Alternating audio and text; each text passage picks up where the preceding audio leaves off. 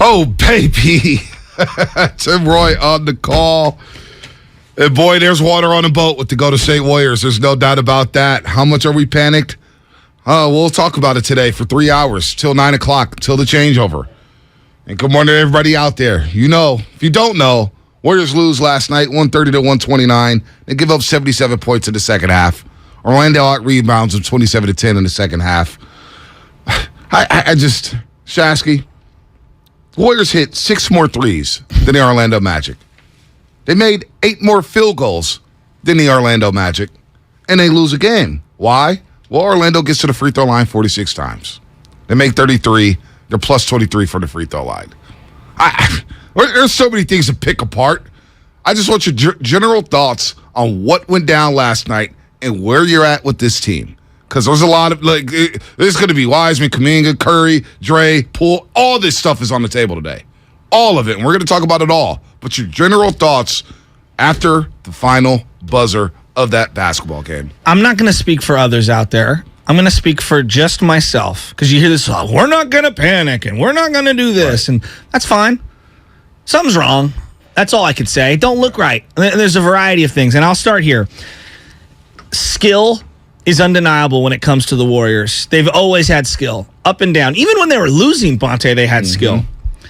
We know how important defense is, and I agree with that. And part of what made them so beautiful, not just the three-point shooting, not just the defense. To me, the number one ingredient for the Golden State Warriors, what set them apart from everyone else, was team chemistry.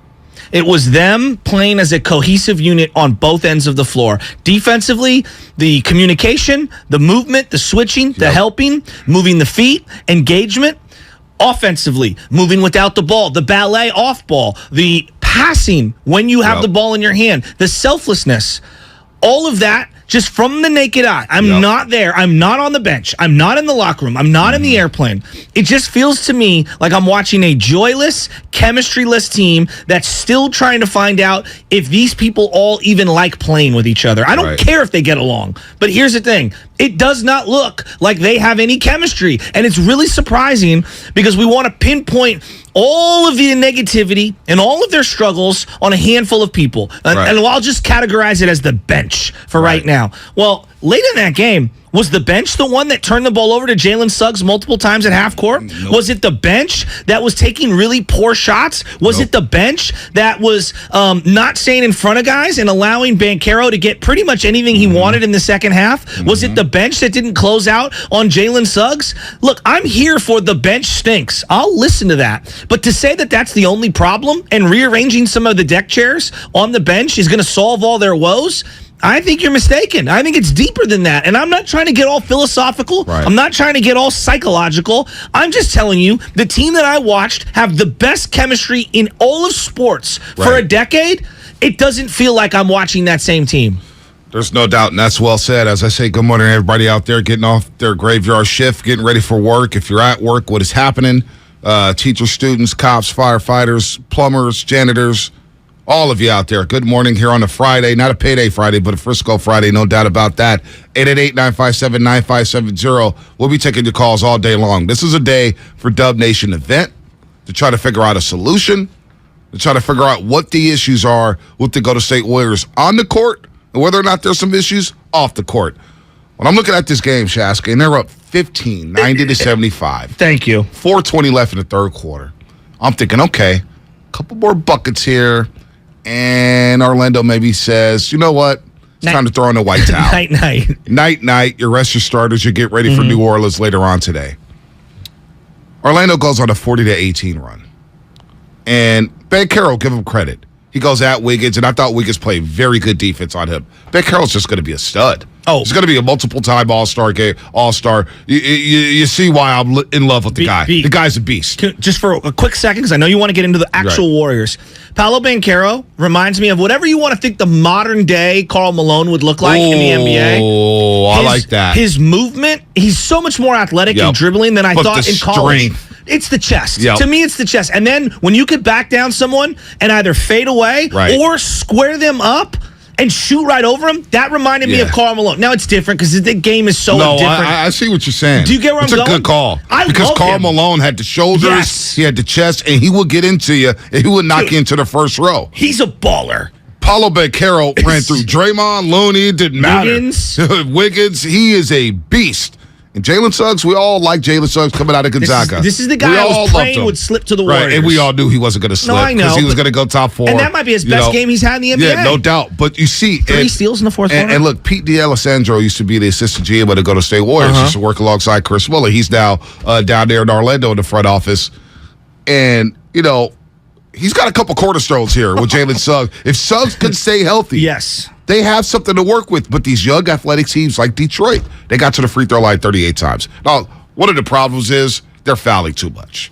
Way too much. I mean, come on. It's not just fouling. Hacking. Hacking. Just call it what it is. And look, they're not moving their feet. So, are they getting older? Are they getting less athletic? Well, they've always been. Are you getting blown by all the time? Yes, because Detroit shoots 38 free throws. Orlando shoots 46. The heavens at Orlando missed 13 free throws. And they missed shots down the stretch. I know. That game could have been put away. So now you can make the argument that Warriors caused some of those misses. I'm just saying, I thought they missed and took some bad shots, Orlando, as a young team late in that game. So when you look at the team and you brought up the starters down the stretch, they had a 4-point lead against Charlotte with a minute left. Those are your starters. Those are your money time players. Poole, Curry, Clay, Draymond, Wiggins. They blow a 4-point lead. You go to overtime, you lose the game. You go down to South Beach, Miami, Tuesday night. 5:03 left in the game. You score 2 points the rest of the way. Poole, Wiggins, Clay, Steph, Dre. Last night, Wiggins smokes a layup. Up 118-117. Game changer because he makes a layup. Warriors go up 3. I wanted to dunk it. And it was a great play. Yes. It's 118-117. Wiggins smokes the layup.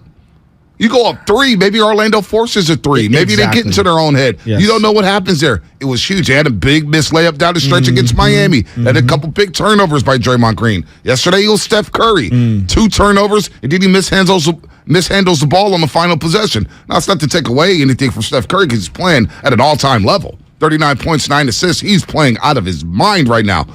But with that said, it's not enough. No. It's not enough because let's go there. The bench. Led by Jordan Poole. Jordan Poole, 4-12, 2 for his last 12 from the three-point line, was just all out of sorts last night. And it starts on the defensive end. No doubt. Guys are just going right. He's not stopping the ball at the top of the key whatsoever. Early in the game, it might have been like 30-30 or 32-30. Like, whoever the number 14 was for Orlando, again, I don't pretend to know all the players, but he comes, like, dribbling into the lane. Jordan Poole goes behind him like he's trying to spoon him in bed, and the guy just goes up and just, like, kind of boxes him 13? out. Maybe that's who it was. Yeah. One of the guards. And I'm like, Jordan, what is this effort on defense? B, I'm asking sincerely. The Jordan Poole that had all the mojo. Yeah. Where has it gone? Shasky? I don't know. Maybe it was gone on a fateful Wednesday night at Chase Center when the right hand connected to his jaw. You really think that's... Listen, man. I think it's on the table. Listen.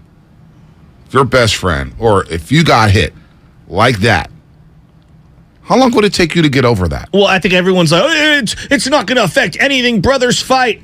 The team I'm watching, like, I want someone to call. This is the truth, B. To your point. No, I would not allow my brother to be able to hit me in the face that way. Like, that way.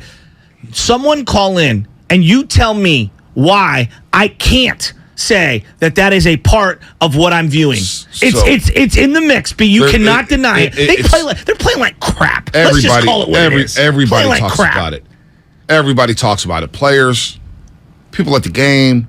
It's going to be that's to me the elephant in the room is that the mojo before that think about the Japan trip. We're all up watching the Warriors in Japan. They looked incredible. And it looked incredible. You see the photos on Instagram. Yeah. You see them having fun, whether it's JP and Curry, Draymond. Like, everything looks so good. It's like, okay, they're vibing. They're ready to roll for a back-to-back championship. They're going to implement Wiseman. They're going to implement Kuminga. They're going to implement Moody.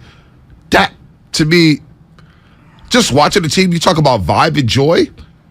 I don't know. I'm not paying attention as much to the bench. But yesterday, for the first time, Shasky, I'm looking at the bench saying, how are they celebrating? Where's the Damian Lees, the Festus Azelis, the guys on the bench who are bench are clapping and doing acting a fool? I don't see a lot of that. I don't see a lot of that. There's not a lot of vibe there. The youngsters are pressing way too hard. James Wiseman, we'll get to him. Well, God bless his soul. He stinks right now. I mean, God bless his soul.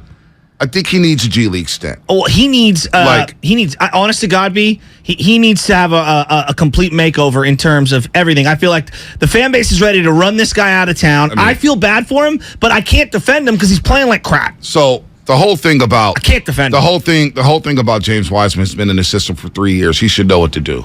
Well, let's take a step back for a second and really look at the situation. Plays 39 games his rookie year. We know how it gets cut short. Comes back, he has surgery, has a G League stint. What was that, March? Was that in March when he had the G League stint? Then has a step back. And he has to have another cleanup, and he has another setback. This guy, Shasky, since the fall of 2019, if you exclude Summer League games and Summer League games, or G League games and Summer League games, fall of 2019, 39 games as a rookie, 9 games this year. That makes 48 and 3 games at Memphis.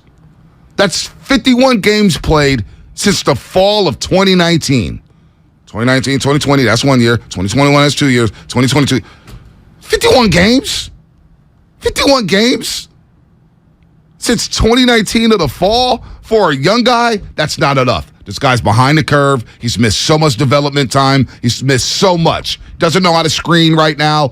His post position. Can't stay on the floor. Can't stay on the floor. He doesn't know whether to hack or whether to play defense. It's all bad right now. It's all bad right now. Let's call it what it is. He feels unplayable at this point on this team in the NBA. Right now. He needs a G League stint. And I don't even know if that's going to help.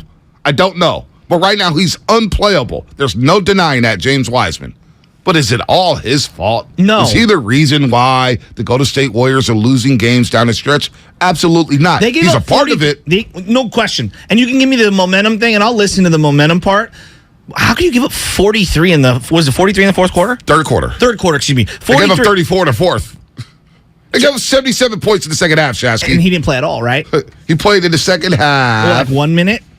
In the second half, James Wiseman played 2 minutes and 57 seconds. Okay, and then on the play where Steph Curry doesn't box out, and then someone else gets the rebound, he comes over late, he fouls, and he throws the ball, and he gets a technical. Right then and there, I wanted to put my arm around the kid through the television. I felt bad for him. I felt horrible for him. But the reality is, he's unplayable because he's fouling way too much, and he's not doing enough to keep himself on the floor. And B, you cannot compound all of your own mistakes by getting a technical in that situation. You cannot. I'm calling like and I get the frustration because he got called for a terrible over the back call. He grabs an offensive rebound, puts it back. It back in. It was a terrible call on him. He's not getting a good whistle.